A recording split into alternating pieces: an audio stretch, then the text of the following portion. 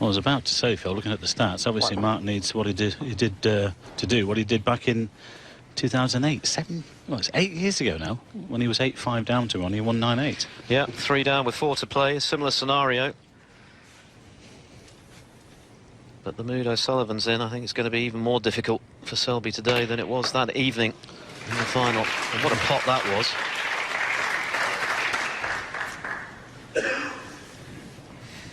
Needs another one, though. 4. Yeah, well, again, don't be surprised if this goes in. Medium pace, he might just be able to avoid the black here. Beautifully cued. I mean, that wasn't easy. 5. Slow down, though. Slow down. Super fast tables.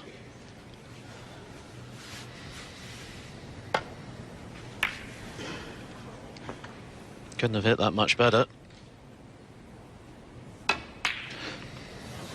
Oh, wow. Chose to attack, knowing there was a red at the back of the pack, but is it that sweet as a nut? He's so confident at the moment. Knowing he'd leave this red for Selby if he missed. I don't think O'Sullivan's long game has ever been better than it is right now. 40 years of age, but the eyesight is still very reliable. You've got to be concerned for Mark here. O'Sullivan won their last meeting, of course, which was as recently as last month at the Masters semi-finals. In fact, that was O'Sullivan's best performance of the tournament in winning 6-3. I think he's aware every time he faces Selby that he needs a little bit extra to get the job done. He has a lot of respect for his opponent's game. They play it very differently, but both extremely well. Well, the do seem to bring the best out of each other, don't they? 17.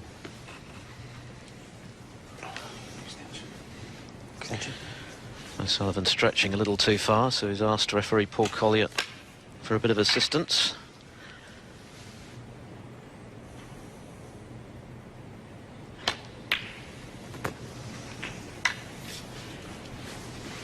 Thanks. 18. He's got the red just this side of the pink. He could play a little cannon on a red here and stay on that one.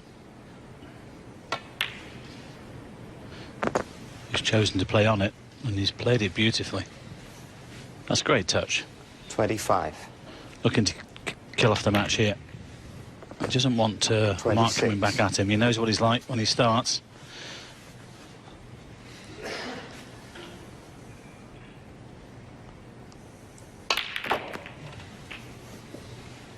He's got them.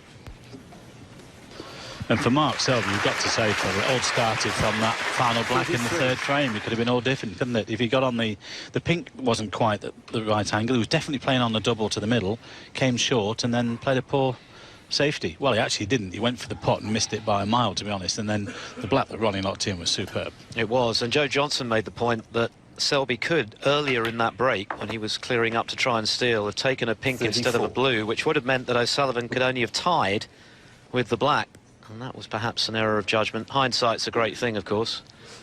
But that does feel like the pivotal frame at the moment. Had Selby won it, he was guaranteed at least a share of the spoils at the interval. And we know, don't we, that at this level, it doesn't take much.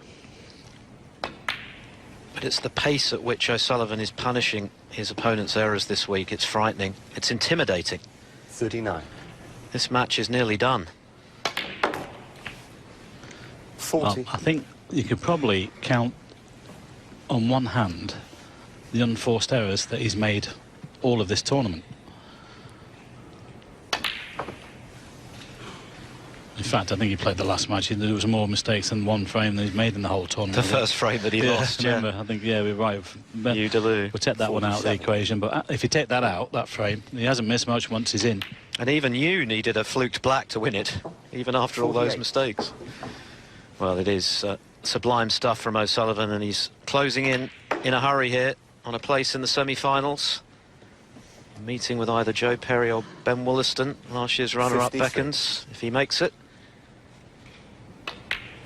And of course, 54. The semis played tomorrow, both of them over the best of 11 frames, the first to 6, so a little bit more wiggle room. The final over the best of 17. Into the pack he goes. And that should be the killing thrust from O'Sullivan.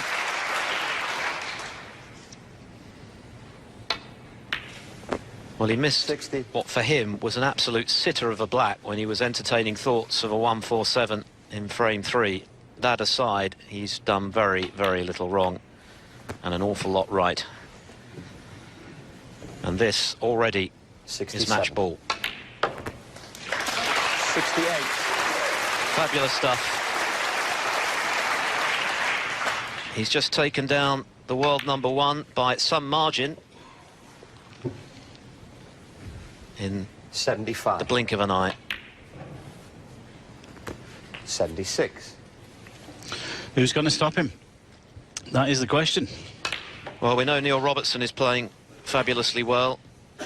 We saw that earlier against Ding Junhui. 83. And of course, they're on a collision course to meet in the final on Sunday. What a match 84. that would be if it happens. There are plenty of other players who'll have other ideas. But it's going to take something special if O'Sullivan keeps this up to deny him a 4th Welsh Open title. 91. Yeah, we've just sort of been waiting all week for him to play a sort of mediocre or a bad session, but he hasn't. It's as simple as that. He's maintained that standard, or this standard, I should say, all the way through the week. Fitting 98. that he should finish with the 3-figure break. 99. And listen for the roar when this pink disappears.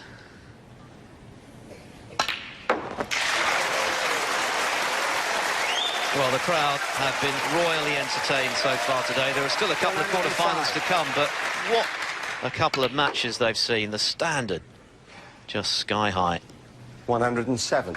Selby started with a century, but that's the only frame he's won.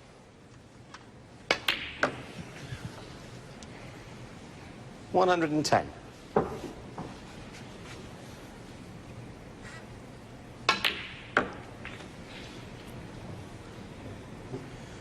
$114.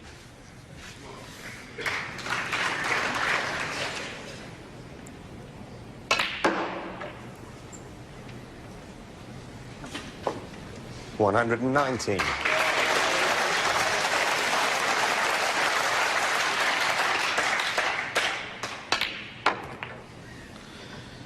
Round the angles for the black. 125. Making them talk.